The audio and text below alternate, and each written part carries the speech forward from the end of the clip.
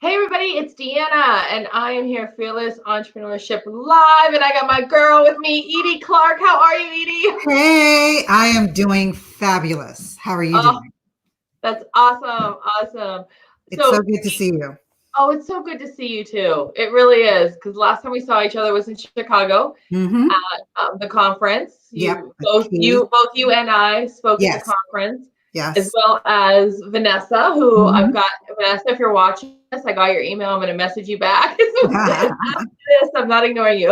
So Vanessa's going to be coming on too. Good. Firm up a date, but yeah. So Edie, just let everybody know who's watching. Edie and I met at a digital marketing conference. East to Digital Marketing Success in Chicago. Both of us were speakers there, and I just totally hit it off with this chick. Like, she is awesome and amazing, and she knows video. She knows YouTube. She knows what to do when it comes to video. She's been doing it long before everybody was preaching that you needed to use video. So I'm like, please, Edie, will you come on and talk about video with us? And you so graciously said yes. So thank you. No problem. No problem.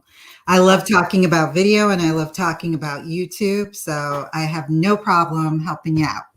Oh, that's so good. Because, I hear a lot of people.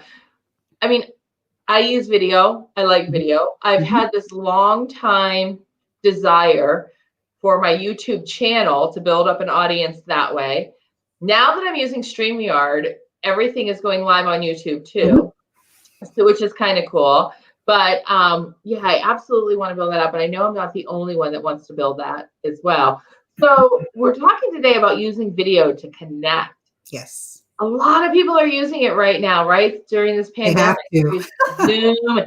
Yeah. So talk to me a little bit about that. Like, are you using video more than you did before to connect with your audience, or is it about the same? Yeah, for me, it's about the same, but I am recognizing that a lot of people who typically weren't using videos in the past are now having to use it because they have no other choice. And using videos to connect is really an important topic for me, because I think people always looked at it as this sort of like, well, I kind of don't really need it. It's the same as posting an image or putting up some text on social media, and it's not that big of a deal. But it's really a vital tool that you can use that can open the doors to a myriad of things for you. And as we go further and further into technology, as the years go by, it is going to become a lot easier for us to use it. And it's going to become very, mandatory. Because it's pretty much, right? It is right now. Yeah, it's mandatory now. And so I wanted to just briefly talk to you about 5 different ways or areas that you can use videos in a really crucial manner that will allow you to connect or to communicate with your ideal audience, whether it's in a group setting or whether it's individual. And one of them is what we're doing right now, and that's live video. So that's live streaming. It could be an interview that we're doing. It could be somebody just live streaming to their group that can be doing a webinar, anything like that, that's going to market themselves and that's going to be able to educate their audience. That's definitely one way to go. And then the other way is what everybody now is doing, which is video conferencing. And so with that, it's either one-on-one or in some instances, it's in a group format. So people who didn't really think they were going to be using videos are now relying on things like everybody knows what Zoom is and they know how to use it now. So true, because before, when I moved out here a year ago, I used Zoom even when I was in Ohio. And then when I moved to Montana with my clients, they're like, well, how will we see you? Right. I'm like, well, Zoom. And they're like, what's Zoom? And I go, it's kind of like Skype. People knew what Skype had no idea, but now you see everybody's using Zoom in order to connect. Yeah. And it's a great way to teach your audience or educate them about something, or if you just want to inform them, whether it's news or whether it's just an update and something that's going on in your niche, or we've seen it in action where people are using live to entertain us. You know, you've seen in Instagram those DJ parties and things of that nature. Yes, the DJ parties. I see friends from home that they have a band and they're just playing live, and it's so cool. I love it. I love what they're doing. Yeah, so people are getting a lot more comfortable with it. I mean, I know I do live videos like once a month now with my family, because I can't see them. I can't go and visit them. We're all over the United States and in the Caribbean. And so we do a Zoom call, and a lot of them didn't understand, like, what do I do? How do I, so I had to walk them through how to get set up. And then a lot of them didn't want to be on camera. And I'm like, look, you're around family. Get over it. Use the camera. Get over it, right? Yeah. So they're getting a lot more used to this technology that was so foreign to them. So that's definitely a huge change that's happened. And that's a way for us to be able to use video in a live situation where we can communicate and connect with our audience or our followers or whoever. Right. Another way that I use it is, or that I recommend, is if you want to do it more on a personalized level. And so some years back, a lot of my clients would be like, I'd go through whatever the process was, and they were like, well, I don't exactly understand how to upload the video to YouTube or how to do this. And so I would do these sort of mini tutorials that I wasn't posting for the world on YouTube, but I was using a fairly expensive platform to create them. I was using my Camtasia platform to create these tutorial videos, and the process that I had to go through to create the video and then email it to them, it just was an absolute pain. Well, now fast forward, some 8 years, there are platforms that are out there that make it super easy for you to create screen capture videos, or even just capturing yourself and shooting it off in an email, just like that. Yeah. And so one of the platforms that I absolutely love that I use is called Loom. And that is talked a lot about Loom. Explain Loom, because I've heard you talk about it a lot. Yes, I'm sorry, my dog. He comes into everything. So he hears me talking. He always has to jump in. So talk to me about Loom a little bit. Yeah. Loom is a great platform if you want to use it for communicating individually with your audience, or even if you want to create actual how-to tutorial videos where you have to do a screen record and you don't want to go to the expense of purchasing something expensive like Camtasia, which I love Camtasia, and it is a great platform in and of itself. But Loom allows you seamlessly, either through their extension that they have a Chrome extension, they have a desktop app that you can actually download onto your desktop. And last week, or the week before last, they came out with an app for your mobile device, and it's only for iOS right now. And I just flipped a wig when I saw that, and I actually did a video on that as well. And I've done videos on them before because I just love the platform so much. But it's a great way for you to be able to teach. You can walk through. I use it now whenever a client emails me a question. They want to get clarification on something. I use Trello, for example, in order to manage all of the back end of what I do for my clients. And we share that Trello board. So maybe they may not understand something that I did on there. I'll just do a quick video, show them what I needed them to understand or what I needed them to do, and send it back to them. And the great thing about Loom is that you can email it directly through Gmail, because it's connected to Gmail. So you can create your Loom on your desktop, and then when you go to the platform, all you have to do is hit the share button and then send it by email. Oh, that's so convenient. You can then post it if it's a video that you actually want to, let's say it's a tutorial video that you're creating and you want to post it on social media. You can post it directly to Facebook and to Twitter. You can also download the video onto your computer if you, say, for example, wanted to then upload it to YouTube. Yeah. You can also embed the video on your website. Wow. You can share the link. You can do a number of different things. And it allows you to either record yourself, just camera, or you can record your screen only, or you can have yourself picture in picture with the screen. So it's a really great platform that people can use if they want to dabble in doing screencast recordings of tutorial videos or just walking through. What I loved about the iOS device that the app that they have, is if you're an app developer, or if you're someone who communicates with your audience or your client using some sort of an app, and you want to walk them through how to use that app. Yeah, use perfect. It's absolutely perfect. So I just absolutely love Loom, and I love the idea of personalized videos because you can use it for a number of reasons. I also use it to just touch base and check in with my clients. You can use it to close sales. You can use it to market yourself. You can use it for a lot of different reasons. So how does it differ from Zoom? Because a lot of people are familiar with Zoom. Right. And from that platform, you're able to, well, you can go live now on Zoom, right? You can if you have the webinar, if you're paying for the webinar feature. Right. Okay. So you can do that if you're paying for the webinar feature, and you can download. But what makes you choose Loom over Zoom? Just out of curiosity.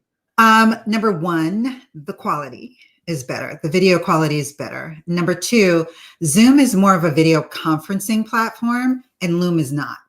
Loom is something that you're recording it in the privacy of your computer. It's not a live platform. You can't go live on Loom.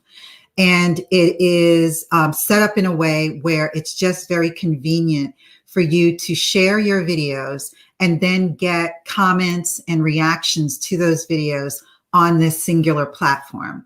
So once somebody views your video, you'll get notified that they viewed the video. If they've commented on the video, you'll get notified of that as well. So it's more of a communication tool. I see it more so as a communication tool, whereas Zoom is more of this is a one-way. We can communicate with you through doing some sort of a live stream, video conference, and webinar type thing. Interesting. I may have to check out Loom. Yeah. It's definitely, and it's affordable. They have it right now, actually, because this COVID-19 is going on. They have upped the amount of videos that you're able to record. I don't remember the exact specific amount. They limit you on the free version. So you can do a lot of things on Loom for free. If you want to pay, I think the normal fee was like $9 or $10 a month. And they slashed that in half to $5 a month. And oh my God, that's unheard of. I know. And so with the paid version, you get things like you get custom thumbnails that you can create for your videos. You have the ability to have a call to action at the end of the video. So imagine you do this video where you're wrapping up a sales call. You've had a sales call with somebody, you send them this video so that they can now purchase your product, or just say, I'm glad that we had a chance to speak. I hope that I answered all of your questions. When you're ready to purchase, click this link. Nice. So it's really a great way to communicate on a personalized level with your clients without getting on a phone call. Or for some people who are still afraid of live streaming, it's a great way to communicate with them without live streaming. I love it. And I absolutely need to check that out. Yeah, it's definitely a tool that you should be looking into and using. And don't get me wrong, it's not the only one that's out there. Right. It happens to be the one that I discovered first. I don't even know how many years ago. I mean, when I first discovered it, it wasn't even called Loom. So it's gone through a lot of, different versions. Right. And they're constantly updating it, and they're constantly adding new features, and they're doing all of these things that really make the tool very easy to use, and at the same time, still keeping it affordable. Perfect. Now, can you live stream with it? And you may have said that. No, you cannot. You cannot live stream. No. But you can do everything like you can in Zoom. Right. But in a better quality, better video it's quality? really good quality. If you have the desktop app, if you go for the Pro feature, you can get up to 1080p. Other than that, you get 720p, which is great. Zoom, my issue with Zoom is because everything is being fed through the internet. The recording feature, when you record your videos over Zoom, it's based on whatever the quality of your internet speed is at the time. And we know that it goes up and down on internet speed. So sometimes the quality is not that great. And I have really fast internet speed. My computer's plugged into my router, but sometimes when I would record, the quality wasn't that great. Yeah. So that was the only downside. It was just too iffy. And everybody has different types of internet access. So you can't, it's never going to be uniform, the quality of it. Right. Now I remember when we were in Chicago and we were chatting, and at the time I was using Zoom a lot more and recording it. And you said the quality's not good. Right. Don't use don't, and I got that. So I was like, okay, I hear ya. So the quality though, if I'm hearing you correctly right now, Zoom is pulling from your internet. So if your internet's a little shaky, the video and the quality is going to be shaky. How does Loom pull then? What does Loom do where the quality is being recorded on it's not going live. It's not going through an internet. I got you. So it's being recorded on your actual phone or okay. Interesting. Now, about a year ago, and I don't know if you're still doing this or not. Oh, you share. Okay, perfect. I am going to share all these as well. Thank you. With you. Yes, definitely. Hey, Colleen. I just saw that she's on. Yeah, Colleen's on. And so is Lisa. So you were working on something which was super cool, where you were able to work with your clients and actually like tap into their camera, do the recording, and help them, like coach them through what you needed. Right. Talk to me about that, because I wish I could remember exactly what that was. Yeah, it's remote video creation. It's a service that I offer, and it allows me to remotely connect with my clients using their webcam or using their iPhone in particular. There are some Androids that it will work with. They're a little iffy on that. And I'm able to connect with them using a platform called OpenReel. And as a result, I'm able to direct them through this platform. It's not a platform that if you, as the creator, wanted to record yourself, it doesn't work that way. It's for video production companies, video producers to use with their clients. And we access their phone or their webcam. We direct them through that process. I can also take their scripts, which is what I do right now. If my client is using a script, I can upload it through this platform, and on their phone, only on the phone, not on the webcam, they can see the teleprompter, access the teleprompter so that they can see their script and read from their script while they're being recorded at the same time. This then allows me, yeah. That's really cool, because I know a lot of people that do have a script and they put it off to the side. Right. And then you see them doing this or doing this and looking down, but now they're able to look right at the camera, follow the script. At the camera and follow their script perfectly. And, I can adjust any kind of lighting. I can adjust the audio. I can tell them whether they need to sit back further, if they need to come closer, or what have you, just so that they know that they're looking the way that they need to look on camera. And this platform is a game changer for my business, but it's also a great service that I'm offering to my audience, because my clients, one of the biggest pain points that they had was I know I need to do videos. I know I want to do videos. I just don't, every time I sit down to do them, I get, discombobulated because I think this isn't looking right, or that isn't, I don't understand this, or I'm not setting it up this way. And usually it was like the lighting was always horrible. The audio was always. That's my issue here. If you could see the way that I have rigged this office, because the windows are short, so the natural light isn't great. So I'm always, wherever the sun is, I'm moving around. Yeah. I've got my little ring light on this side because there's a window over here. Right. So and it's Well, still you not look perfect. balanced. You look fine. Do I? Because it doesn't feel like it. I feel Yeah. so washed out. You look fine. Believe me, I have the same problem because of the office I'm in.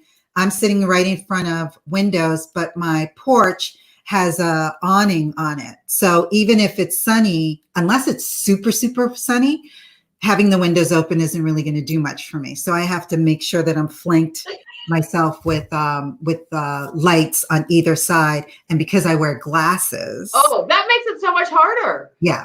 So they can't be in front of me. They have to be to the side of me. So you know. I get it. I'm right there with you.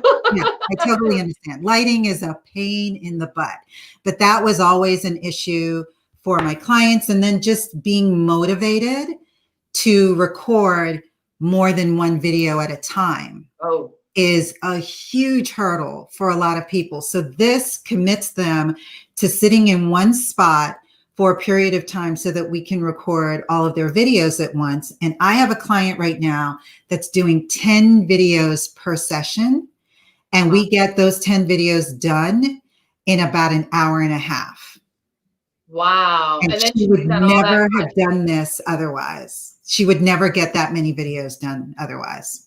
And her videos are anywhere from 5 to 8 minutes long, each video. And why that time? How is she using those videos? She's using them for her YouTube channel. Okay, like tutorials, like, is that how she's doing it? She's a coach, so they're not necessarily tutorials. They're more advice, informational. They're educational, but they're not like like I do tutorials, like, you know, screen. Yeah. She doesn't do those, but they're very informative and they're very helpful to her audience, which is primarily virtual assistants. So she's a virtual assistant coach and trainer. So she does all of her content is targeting that audience. So, but it just depends on the video. There's no specific reason why the videos are that length. It's just, you know, depends on how. Yeah, because there is no rule of, oh, well, videos can only be this length outside of Instagram. You know, on YouTube, the longer the better, as long as the video is of use to the viewer and they're going to be really engaged with it and they understand exactly what's going on, then, you know, a longer video actually pays because you're going to have the person watching for longer. And so that definitely helps you in the end. Yes. So because I think what you're doing right now with that app and doing like setting up the script and doing all that, who is like the ideal person that this would benefit? The ideal person is someone that's an established entrepreneur who already sort of has their team that's doing all of the social media stuff. They're really wanting to focus their energy on visibility. They need to get themselves seen. They need to get the message out about whatever it is that they're promoting and talking about out there to the masses. And they know that YouTube is vital. They understand the importance of it. What has been the holdup for them is that they just have not been able to carve out the time to figure out what videos they need to create, how to create them, and then to get them up on YouTube. And that's where I come in. You help them with all that. I help them with all of that. Yeah. So what's the biggest mistake you've seen with people on YouTube and their videos? A lot of them, and I've fallen into this trap as well, is that sometimes you're so frantic to get content out that you don't really think it through in terms of, is this really something that's going to benefit my audience? Is this something that they're asking for? Is this something that's going to help them move from where they are to where they want to be? And in that lack of thought process, you just throw stuff out there just to say that you're putting something out, and then it renders no response. Like nobody's looking at it, nobody's commenting, because it's not what your audience is looking for. So that's probably the biggest mistake. It's the easiest mistake to make as well, because it's really, YouTube can be confusing if you don't really know who your target audience is. And if you're just sort of like, well, I know video is important, so let me post videos, because I follow a lot of people that I like on other platforms, and I'll look and see what their YouTube channel is doing, and they might blow up on Facebook or really have a great following on Instagram, and then I look at their YouTube channel and it's like single digits for views. Guilty. I wasn't speaking about you though. But it's true, and I totally get that. Yeah. And YouTube has been it's been a platform that I use to watch videos and listen to music. Right. And I've struggled with getting my own YouTube channel out. Now I'm starting to stream these on YouTube, right? Mm-hmm. But the same two people always comment who I think are just bots. Right. They say the same thing. Yeah. So I'm like, oh, there's bots on YouTube too. Yes, there are. Right. Yeah, but I also know that I do want to grow that eventually. And, so what is something, if I'm doing videos like this, which I believe are informative, what is something I can do to have more people see it? Okay. Well, I'm glad we're talking about YouTube, because that was actually on my list. Oh, good. As I take you. Yes. No. It's good. It's good. I love this. Because YouTube is my number one way of being able to connect with your audience and to communicate with your audience is to use YouTube. And because you can reach a mass audience and you can get found. So I would presume that chances are, if you're just live streaming your videos onto YouTube, how are you optimizing those videos? And is the content of the videos what your ideal audience on YouTube is looking for? And so if you know that, for example, you're into digital marketing, you coach entrepreneurs that are starting out their businesses. So if you know one of the things that they're going to be interested in is understanding how video is used, definitely make sure that when you put this video on YouTube, that you're optimizing the hell out of it, that you're using the keywords that they're going to use when they're searching for the solution that this video provides.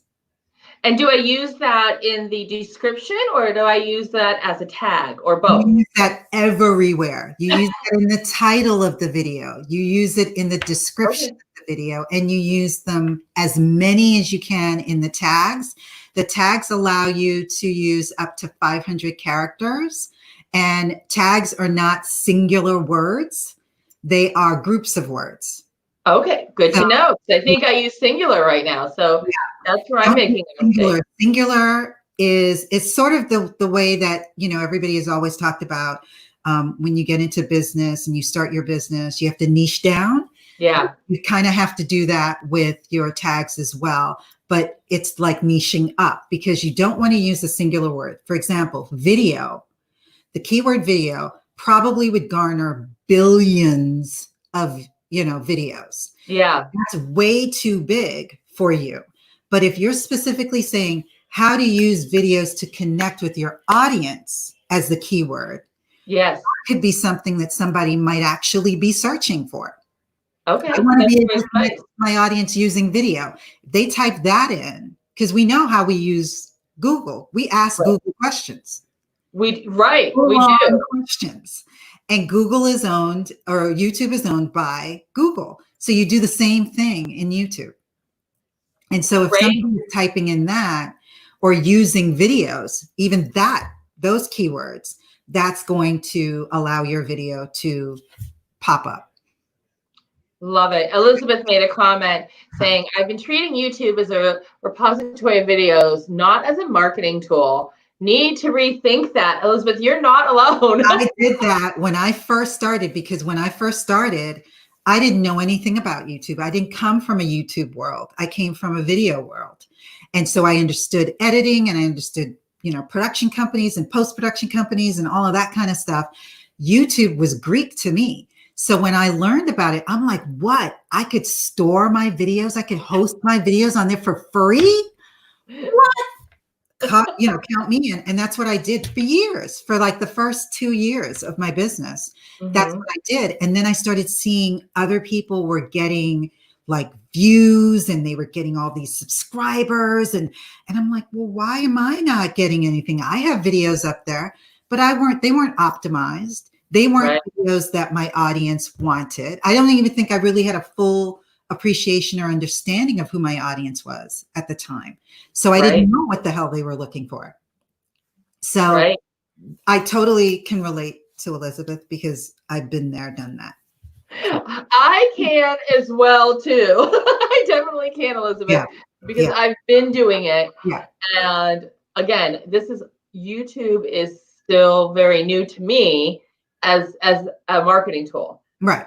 I know that it's been one, and we've had conversations for years about it, to use it. And every time I leave you, I'm like, that's it. I'm going to make my YouTube channel. I'm going to make it rock. Right. And then I do go, and I've been doing more on there than I ever have. Mm-hmm. But it's been really clear to me that I need to improve my understanding how to best utilize it. Yeah. I see where I lack, but I'm there at least, and I'm trying. So.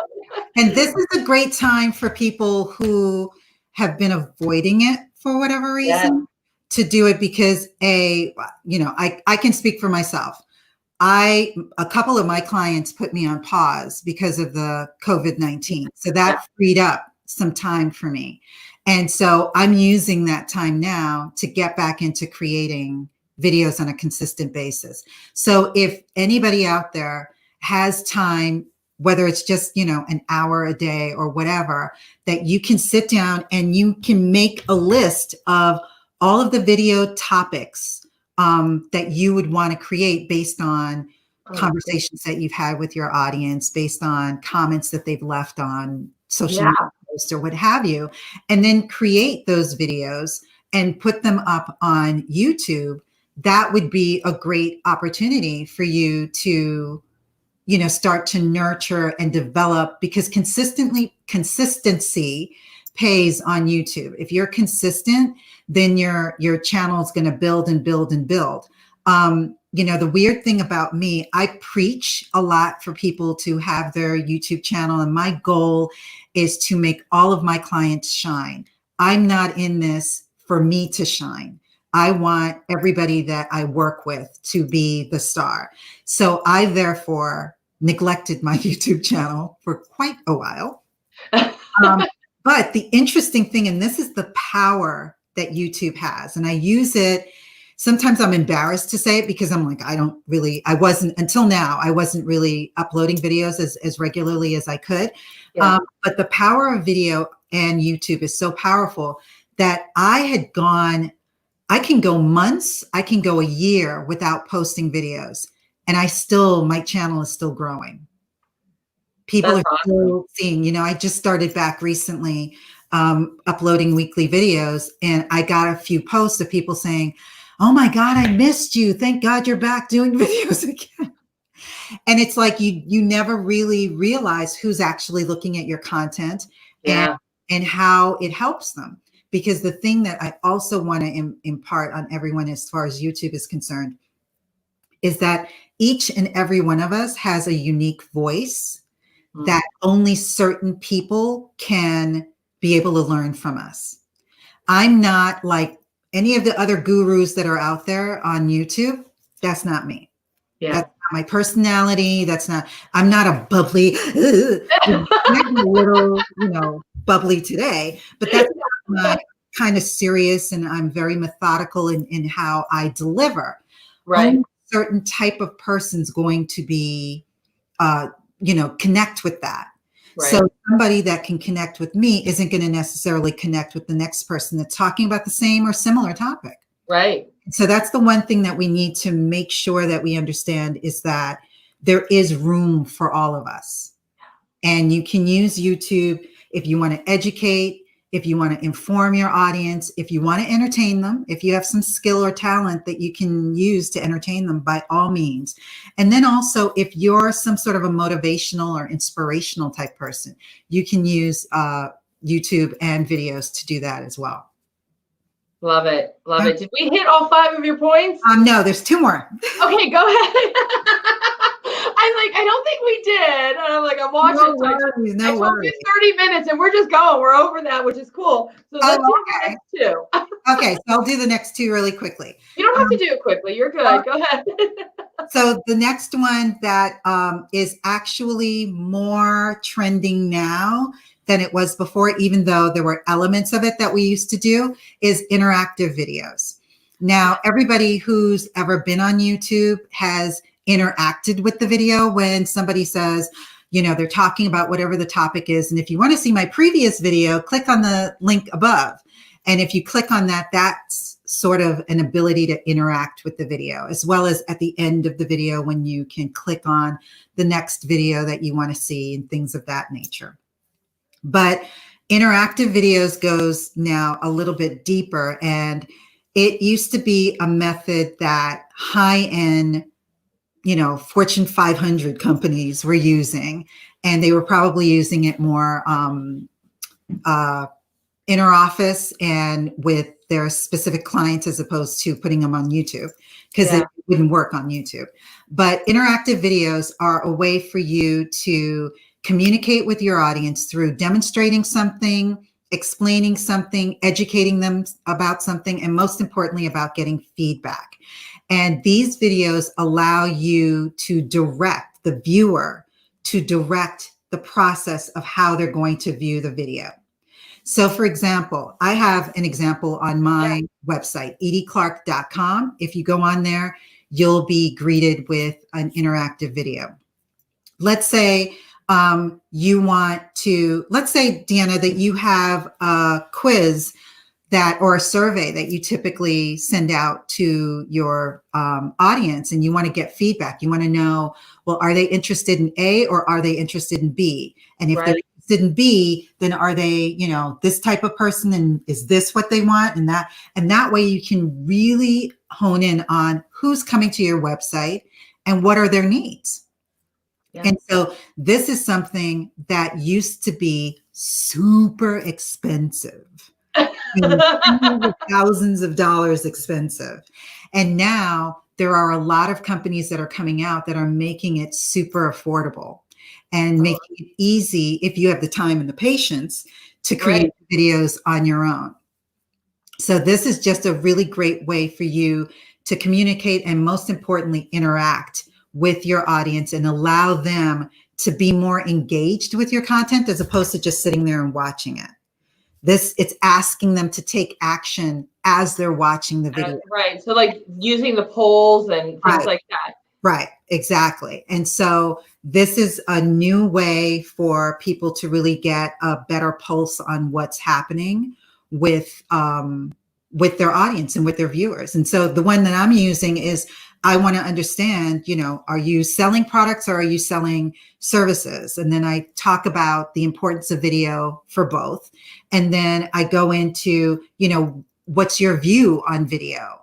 And then the ultimate thing is that I'm leading them to set up a consultation with me so that I can find out if they're interested in just having me edit their videos, or if they want me to film them and edit their videos, as well as manage their YouTube channel. So either way, I'm getting information about what's the goal and what's the interest of that viewer. Now, if you're a restaurateur or if you're a chef, you can do it by having an interactive cooking experience. You can start off by having them choose, well, how many people do you want to cook for tonight? And it's just you and your husband. Okay, you select two. Do you want to cook chicken or do you want to cook beef?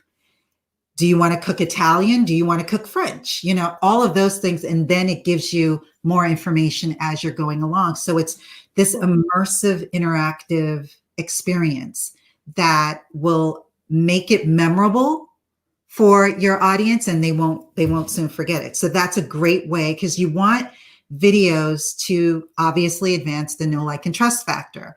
Right. And this is a great way for that to happen, because they're getting to know you based on the knowledge that you're conveying, and then you're getting to know them based on the answers that they're giving. So during that video, when you're asking them, would you rather have like beef or chicken, depending on what they click, does it take you to that portion? Yep. That is really cool. Yeah. And how do you set that up? I've never done that before. Yeah. There's one company I know that does it in Youngstown. It's their whole software. Right. But, right. And that's why it used to cost a lot of money, where Yeah. you were able to do that. There's a number of companies that are out there. The one that I'm actually going to do a walkthrough video on that probably in the next 2 weeks. It's called Interactor. And it makes it, I can't remember how much I paid for it though, but it makes it a lot more affordable for you to be able to do it on your own. It does take time, to learn it. There's a learning curve. You have to sort of play around with it. If videos aren't your thing, I can do it for you. But, it does take a little bit of time for you to sort of understand the nuance. So right now I'm actually setting up that as a service where I'm creating the templates and I'm offering, these are the types of questions you need to ask. And this is the kind of information that you want to have as a feedback, so that at least it allows me to work with my clients and they'll be able to provide me with a script so that we can then film them. So I'll film them using my remote video creation services, and then I'll create the interactive video for them afterwards. I love that idea of interactive video. Absolutely love it. And now my wheels are turning on all the ways I could use it just by hearing it. Totally. And then the last thing is social. Everybody is using videos on social anyway.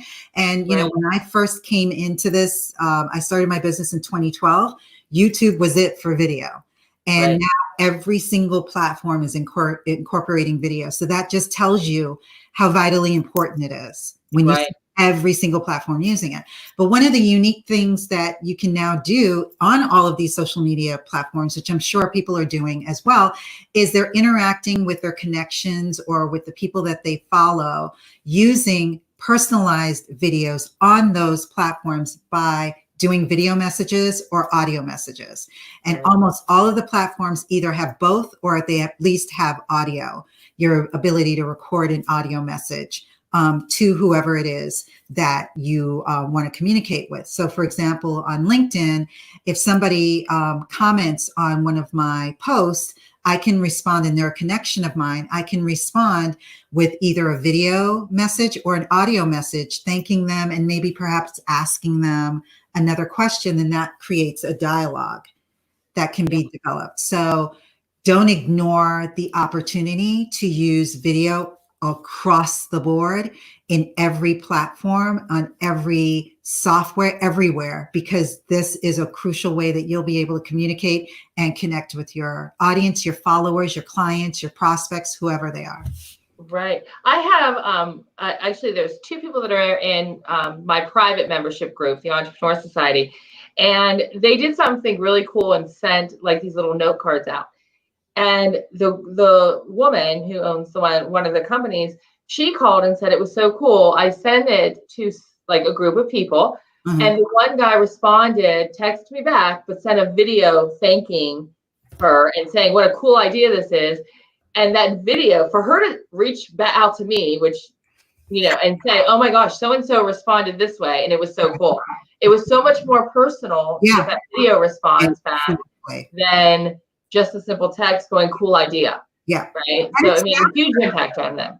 It's truly faster to communicate by just either doing an audio, because I know that there's still, in this day and age, there's still people that are uncomfortable about being on camera. And I get it. I was the same way. I was a person that was constantly behind the scenes. I was like, I'm not coming in front of a camera for no reason. So I totally understand if people are still apprehensive. So you can use the audio feature and just an audio message, but it does allow for people to be a bit more personal. And it definitely does. Appreciate it so much more. So true. So true. Totally. Well, Edie, I want to thank you for coming on and sharing all this. How can somebody reach you? I have your website, edieclark.com up there, but how can somebody reach you? Just reach out to me on edieclark.com and take my interactive quiz. And if you want, just set up a consultation with me. If you just want to network with me, because, maybe we have like clients in mind, then you can always just shoot me a text on friend me on Facebook, and then we can shoot me a text on Messenger. I think you can Messenger without being friends, right? Yes, you can. It goes to a different folder, but I think now you see it up. And just a side note, Facebook is competing with Zoom. They're trying to take it over. I don't know if you saw that or not. They actually are creating in messenger rooms. So you can come up with a room and you can send the link to your friends and you can meet there and talk and do everything that you're doing on Zoom. Right. Now I keep checking to see if I have it and I don't. Yeah. So I don't know if they're rolling it out or what the deal is. But if anybody has that feature already that's watching, let me know. I'm just curious how it works. I want to be invited into your group. Yeah. Well, I mean, you know, I can't be surprised by anything that Facebook does. So no, I know. I know. No, they're trying to rule the world, and it looks like they're getting close. But but also connect with me on YouTube. You can go to my YouTube page or YouTube channel is virtually in sync _1. And look at my videos, subscribe. I'm now going to be creating content on a more consistent basis. Leave a comment if there's on any video that I do, if there's something that you want to see me create.